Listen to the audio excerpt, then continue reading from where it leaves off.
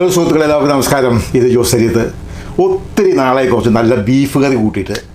അപ്പോൾ ഞാൻ വിചാരിച്ചു എന്നാൽ കറി വെച്ചേക്കാം, കുറച്ച് നല്ല ബീഫ് എടുത്ത് കറി വെച്ചേക്കാമെന്ന് വിചാരിച്ചു. ഇതാണ് ബീഫ്, ഇത് കണ്ടില്ലേ, ബീഫ് കറി വെച്ചേക്കാമെന്ന് വിചാരിച്ചു. അപ്പോൾ ഞാൻ വിചാരിച്ചു അതൊരു യൂണിവേഴ്സൽ കറി, അതായത് ഓൾ പർപ്പസ് കറി എന്ന് വെച്ചിട്ടുണ്ടെങ്കിൽ എന്തിനും കൂട്ടാവുന്നത്. അതായത് കപ്പയ്ക്ക് കൂട്ടാം, ചപ്പാത്തിക്ക് കൂട്ടാം, പൊറോട്ടയ്ക്ക് കൂട്ടാം, ചോറിന് കൂട്ടാം, അപ്പത്തിന് കൂട്ടാം, എന്ന് വേണ്ട സർവ്വ എണ്ണത്തിനും കൂട്ടാം, എന്ന് മാത്രമല്ല വെറുതെയും കൂട്ടാം. അപ്പോൾ അങ്ങനെ ഒരു കറി വയ്ക്കാനായിട്ട് ഞാൻ തീരുമാനിച്ചേക്കണത്. ഏതായാലും ഒരു പെട്ട് ഇറങ്ങിയതല്ലേ. 1 കിലോ ബീഫുണ്ട്, എല്ലൊന്നുമില്ല, നല്ല ശുദ്ധമായ ബീഫ്. അതിലേക്ക് ഞാൻ നമ്മുടെ സ്ഥിരം ചേരുവകൾ ഇട്ട് കൊടുക്കുകയാണ്. ഉള്ളി അല്ലേ, ഒരു 2 ഉള്ളി ഉണ്ടെന്ന് വെച്ചോ, 2 ഉള്ളി, പച്ചമുളക്, ഇഞ്ചി, ഇത്തിരി വെളുത്തുള്ളി, അതുപോലെ തന്നെ വേപ്പില എല്ലാം വെച്ച് കൊടുത്തു. അതുകൂടാതെ നമ്മുടെ സ്ഥിരം പൊടികൾ, അരപ്പ് അറിയാലോ, മല്ലിപ്പൊടി, മഞ്ഞൾപ്പൊടി, മുളക് പൊടി, എരിവുള്ളത്, കാശ്മീരി മുളക് പൊടി, അതുപോലെ തന്നെ ഇത്തിരി മീറ്റ് മസാല, ഇത്രയും കൂടി നമ്മൾ അങ്ങിട്ട് കൊടുക്കുകയാണ്. എല്ലാം കൂടി അങ്ങ് കുടഞ്ഞിട്ടു, അതവിടെ ഇരിക്കട്ടെ. അത് കഴിഞ്ഞിട്ട് പിന്നെ ഏറ്റവും അത്യാവശ്യമുള്ള സംഗതി നമ്മൾ പ്രത്യേകം പറയേണ്ട കാര്യമല്ലോ, ഉപ്പ്, പിന്നെ അല്പം ചുറുക്ക, പിന്നെ വേണ്ടത് ഇത്തിരി ഓയിൽ, എണ്ണ. ഇനി എന്ത് ചെയ്യുന്നത് പറയുന്നത്, ശരിക്കൊന്ന് തിരുമ്മി പിടിപ്പിക്കണം സുഹൃത്തുക്കളെ. ഇതിൽ തിരുമിലാണ് സംഗതി ഇരിക്കുന്നത്.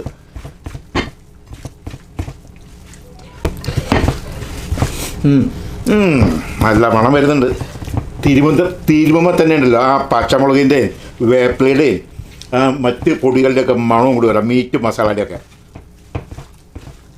അപ്പോൾ ഞാനിത് എങ്ങനെ ഉണ്ടാക്കാൻ പോകണമെന്ന് അറിയാലോ. തേങ്ങാപ്പാലിലാണ്, പൊട്ടാറ്റോയും ഇടും. നമ്മുടെ നാട്ടിലൊക്കെ സാധാരണ ഉണ്ടാക്കാറുള്ള കറിയാണ്. നമ്മുടെ അമ്മമാർക്കൊക്കെ അറിയാം, അവർക്ക് അവരുടേതായുള്ള സ്റ്റൈലുകളും രീതികളൊക്കെ ഉണ്ട്. ഇതിപ്പോൾ ഞാൻ എൻ്റെ രീതിയിൽ വയ്ക്കുന്നു. ഇത് നമുക്കൊരു 1/4 മണിക്കൂറൊന്ന് വെച്ചേക്കാം, സമയമുണ്ടെങ്കിൽ. എനിക്ക് സമയമുണ്ട്, അതുകൊണ്ട് ഞാനൊരു 1/4 മണിക്കൂർ വയ്ക്കാൻ പോവാണ്. വെച്ച് കഴിഞ്ഞിട്ട് നമുക്ക് അടുത്ത പരിപാടിയിലേക്ക് കടക്കാം. അപ്പോൾ കാണാം. ഇനിയിപ്പോൾ നമുക്ക് ഇത് കുക്കിംഗ് ആരംഭിക്കാം. അത് ഞാൻ സ്റ്റൗ ഓൺ ചെയ്യുന്നു. ഓക്കെ, ഇതങ്ങ് വെച്ച് കൊടുക്കുന്നു. നമ്മളുള്ള തേങ്ങാപ്പാൽ ഒഴിച്ചുള്ള കറിയാണിത്.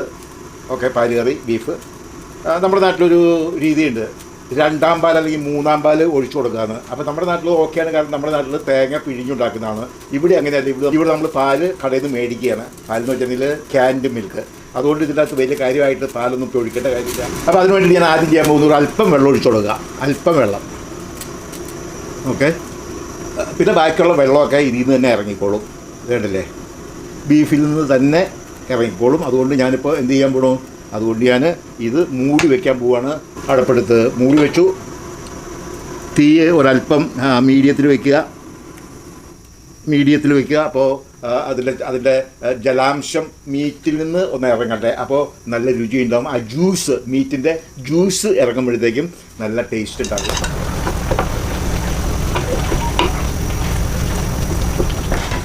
ഇൻ ദ മീൻ ടൈം നിങ്ങളുടെ അറിവിലേക്കായിട്ട് ഞാൻ പറയുകയാണ്, 2 പൊട്ടാറ്റോ, വലിയ പൊട്ടാറ്റോ ആണ്. നമ്മുടെ നാട്ടിലൊരു 4 എണ്ണത്തിൻ്റെ പകിട്ട് വരും. അപ്പോൾ ഈ 2 പൊട്ടാറ്റോ ഇടാനായിട്ട് എനിക്ക് പരിപാടിയുള്ളൂ. ഒത്തിരി പൊട്ടാറ്റോ ഇട്ട് കഴിഞ്ഞാൽ ശരിയാകുകയില്ല.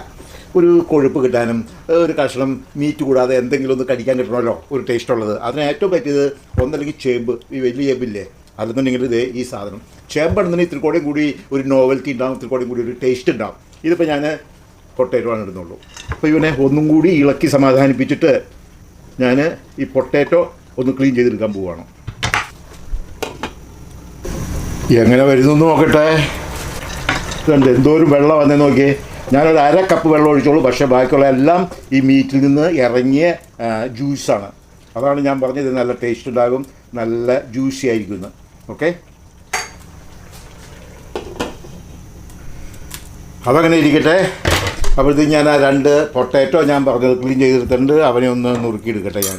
ഓക്കെ, ഞാൻ അവനെ ഇങ്ങനെ അങ്ങ് പിളർന്നിട്ട് ഇങ്ങനെ അങ്ങോട്ട് ആക്കിയിട്ട് ടിങ് ടിങ് ടിങ് ടിങ് ടിങ് ടിങ് ടിങ് ടിങ്.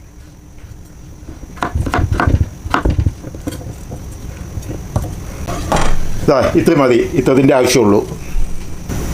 എന്നാൽ സുഹൃത്തുക്കൾ, ഇപ്പോഴാണ് ഇതിൻ്റെ എരിവും ഉപ്പും ഒക്കെ പാവല്ലേ നോക്കണത്. Okay, so of course വെന്തിട്ടില്ല.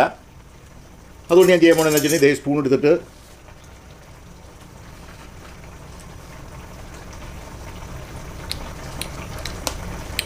Perfect, എല്ലാം കറക്റ്റ് ഭാഗമാണ്.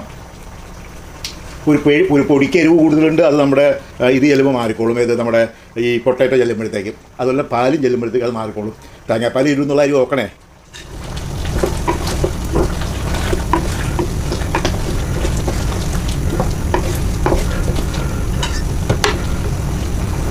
കഷ്ണം വെന്തില്ലല്ലോ.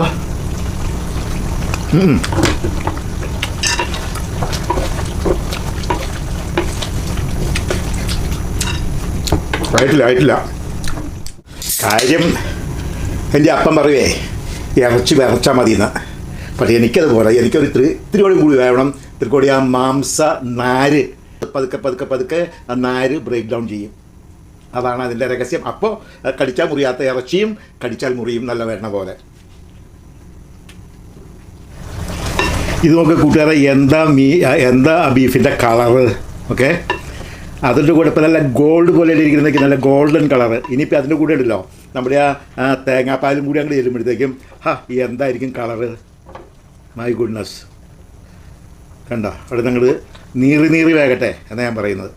ടൈം എടുത്ത് വേകട്ടെ എന്നാണ് ഞാൻ പറയുന്നത്. No rush. അടുപ്പത്ത് പതുക്കെ ഗ്യാസ് കുറച്ച് വെച്ചിട്ട് പോയി കൊന്തെത്തിക്ക്. അതാണ് ഞാൻ നമ്മുടെ കൊച്ചമ്മമാരോട് പറയണത്.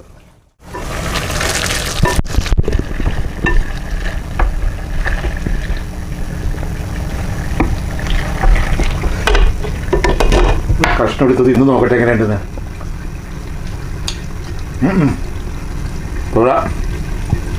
കൂടെ വേണം. എങ്ങനെയുണ്ടെന്ന് നോക്കട്ടെ. കൊള്ളാലോ.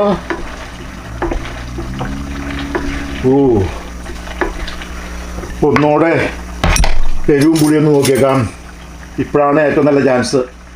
എന്തെങ്കിലും കുറവോ കൂടുതലോ ഉണ്ടെങ്കിൽ അഡ്ജസ്റ്റ് ചെയ്യാനായിട്ട് പറ്റിയ സമയമാണിത്. അതുകൊണ്ടാണ് ഞാനിതിങ്ങനെ നോക്കണത്.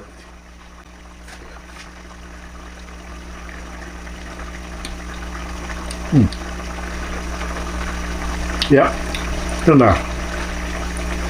നല്ല കൊഴുപ്പിലാണ് സാധനം ഇരിക്കുന്നത്. നല്ല കൊഴുപ്പിൽ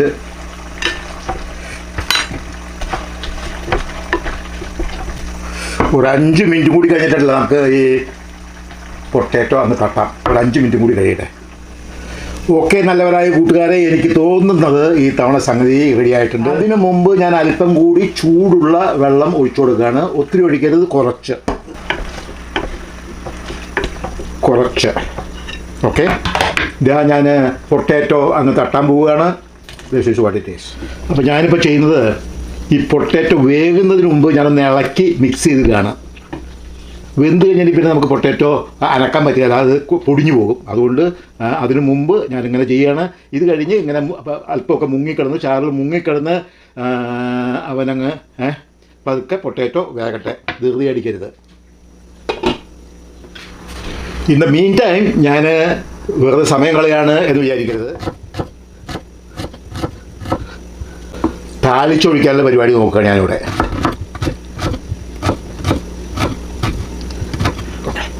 പിന്നെ മുളക്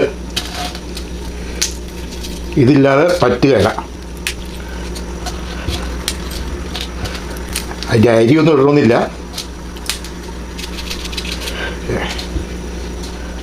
പൊട്ടാറ്റോ വെന്തിട്ടില്ല, പക്ഷെ വേഗം.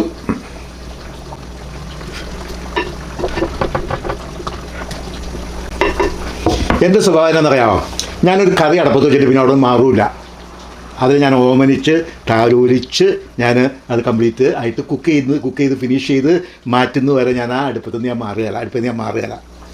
കാരണം അതിൻ്റെ ആ മണവും ആ സുഗന്ധവും ആ ഫ്രാഗ്രൻസും ഒക്കെ ഉണ്ടല്ലോ, ഇങ്ങോട്ട് വരുമ്പോഴത്തേക്കും കിട്ടുന്ന ആനന്ദം എന്ന് പറയുന്നുണ്ടല്ലോ, തലയ്ക്ക് മത്ത് പിടിക്കുന്ന ആനന്ദമാണ്. അതിൻ്റെ കൂടെ അല്പം ഇതും കൂടി ഉണ്ടെങ്കിൽ പിന്നെ പറയാൻ വേണ്ട. അപ്പം നിങ്ങൾ പറയുമായിരിക്കും പാലൊഴിച്ചില്ലല്ലോ എന്ന്. ക്ഷമിച്ചിരിക്കും, പാലൊഴിക്കും.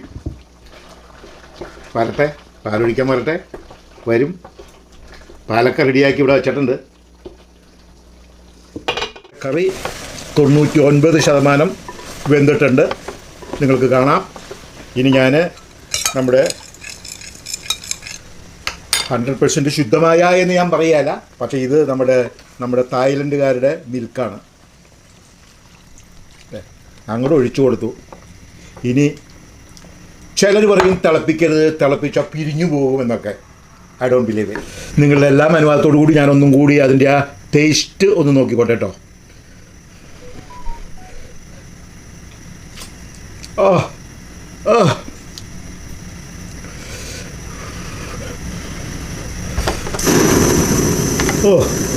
ഓ ഓ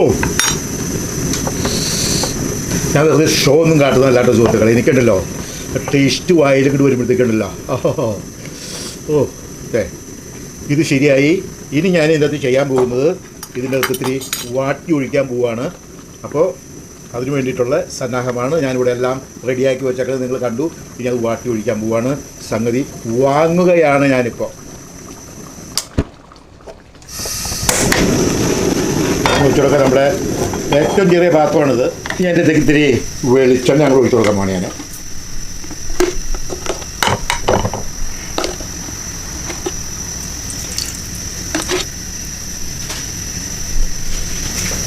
ഓ ഇതൊക്കെ കറി സുഹൃത്തുക്കളെ, ഇതൊക്കെ കറി. ഇച്ചിരി കടുക്,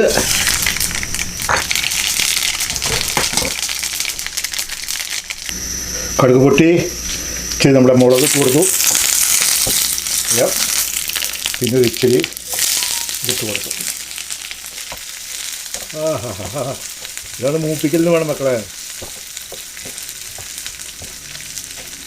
ചിലർ കളറിന് വേണ്ടിയിട്ട് ഇത്തിരി എന്തെങ്കിലുമൊക്കെ ഐറ്റം എനിക്ക് തോന്നുന്ന കാശ്മീരി മുളക് പൊടി ഇത്തിരി ഒഴിച്ചു കൊടുക്കും. എനിക്ക് അതിൻ്റെ ഒന്നും ആവശ്യമില്ല. പിന്നെ വേപ്പില ഓൾറെഡി ഇട്ടിട്ടുണ്ട്. പിന്നെ ഇതിനാണ് ഇനി ഇടുന്നത് വല്ല കാര്യമുണ്ടോ? ഒരു കാര്യമില്ല.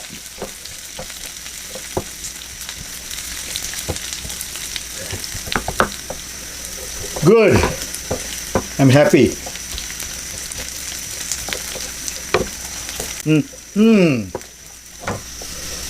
ഇതേ ഒഴിക്കാൻ പോവാണ് ഞാൻ കേട്ടോ. ഒഴിക്കാൻ പോവാണ്. ഇങ്ങനെ ഒരു ചടങ്ങും കൂടിയുണ്ട്. ഇങ്ങനെ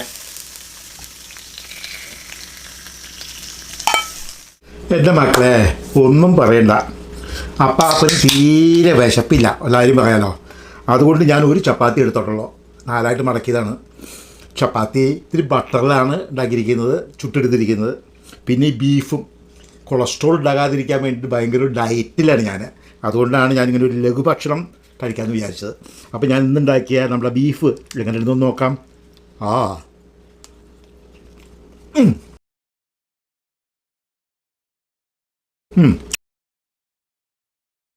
ഡയറ്റ് ചെയ്യുന്നവർക്ക് പറ്റിയ ഭക്ഷണം. കാരണം വെച്ചിട്ടുണ്ടെങ്കിൽ ബീഫിന് നെയ്യില്ല. നെയ്യാണുള്ള പ്രശ്നക്കാരൻ. ഓ എൻ്റെ ബീഫ് കഴിക്കാനായിട്ട് നിങ്ങൾക്ക് എല്ലാവർക്കും ചിക്കാഗോയിലേക്ക് സ്വാഗതം. വീഡിയോ കണ്ടിരുന്ന എല്ലാവർക്കും നന്ദി. Thank you very much.